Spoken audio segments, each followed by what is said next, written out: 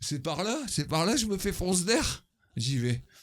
Lui, antisémite, négationniste, devant le tribunal correctionnel de Montpellier, qui le juge le 28 avril pour contestation de crimes comme l'humanité et provocation à la haine.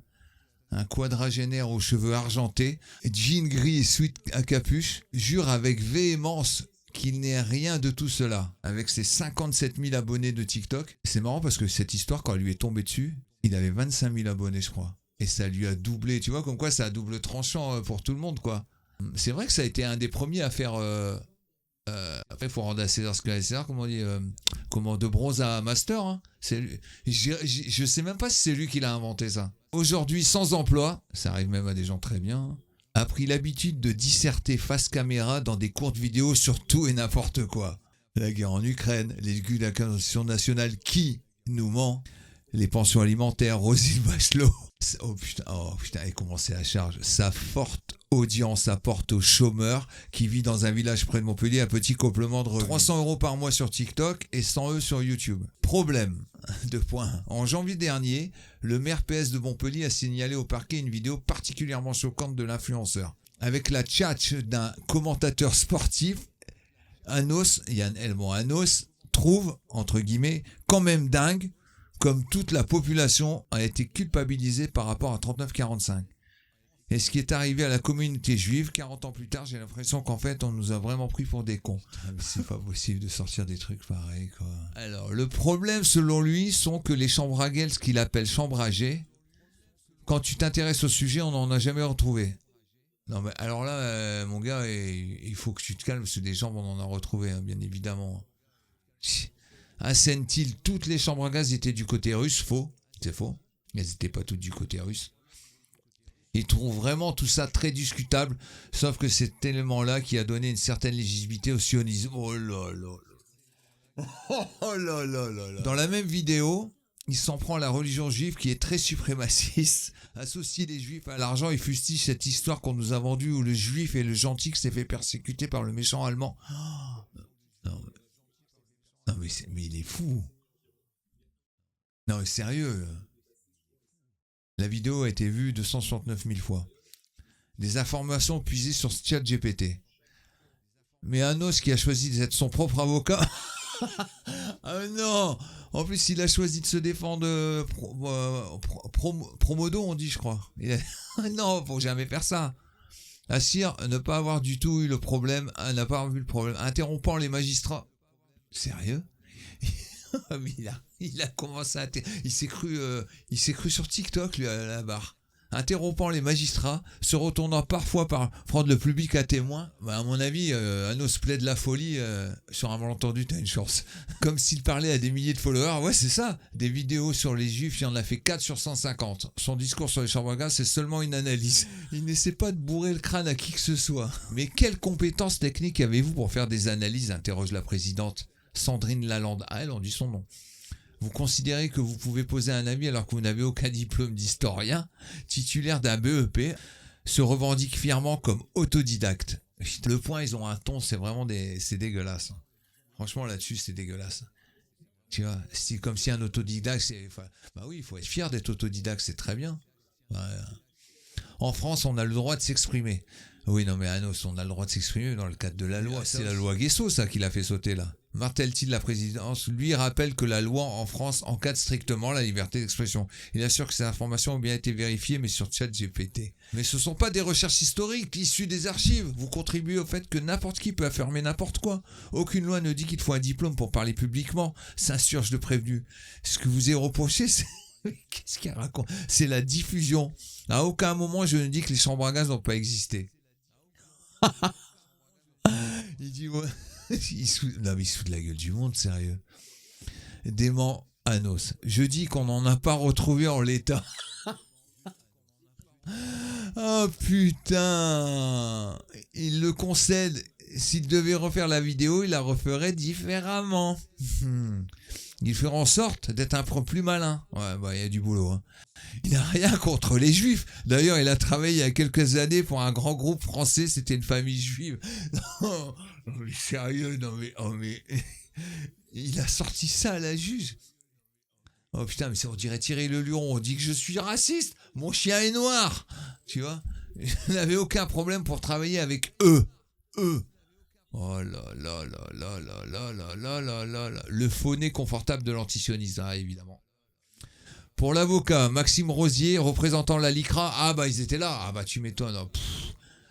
Partie civile, l'antisémitisme de Hanno s'est caractérisé, celui du protocole des chasses de Sion. C'est vrai, ça ressemble à ça en tout cas.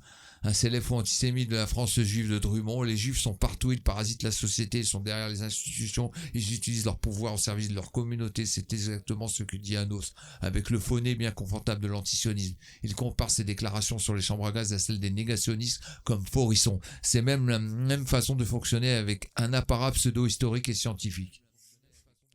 Rappelant le récent attentat à la synagogue de la Grande Motte, l'avocat estime que Hannos est responsable non pas de leur interprétation, mais de ses propos. Il n'est pas possible aujourd'hui de laisser passer de tels propos compte tenu du contexte qu'on connaît dans notre pays.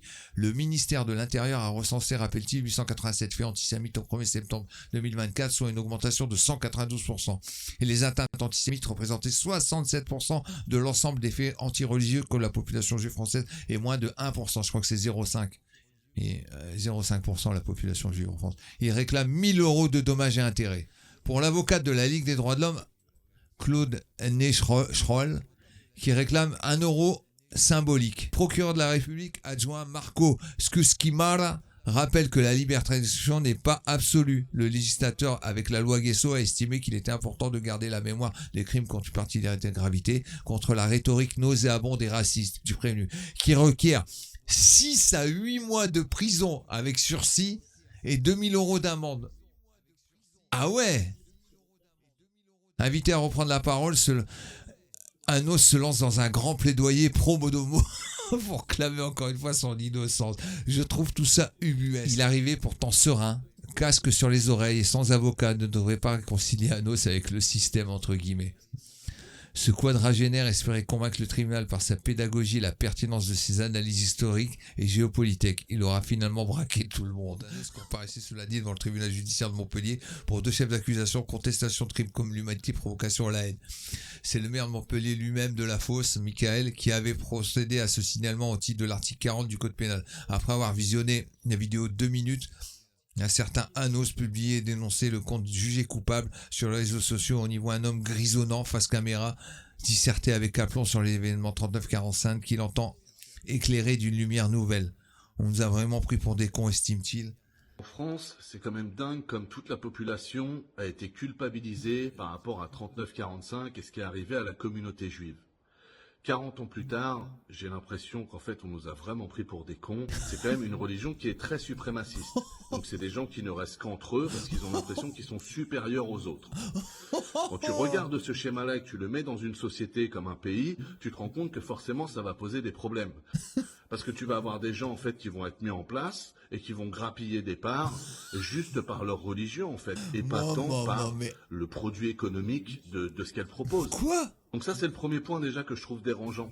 C'est cette histoire qu'on nous a vendue où le juif et le gentil qui s'est fait persécuter face aux méchants allemands, français, etc., qui voulaient juste voler la réussite des juifs. Alors qu'en fait, non, l'histoire, c'est pas ça. L'histoire, c'est que votre réussite, vous l'avez eue parce que du coup, vous avez créé ce système-là. On arrive après en 39-45, et en 39-45, on nous a raconté l'histoire qu'on nous a racontée, mais surtout, on nous a parlé à un moment d'un élément qui nous a tous choqués, c'est les chambres âgées.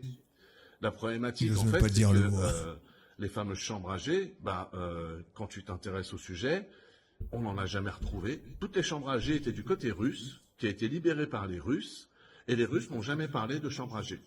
Donc tu te rends compte qu'en fait, cette histoire qui a été au centre de notre apprentissage, etc., et au centre de cette culture, qui était, oh, c'est pas bien ce qui s'est passé pour cette communauté, etc., ces trucs...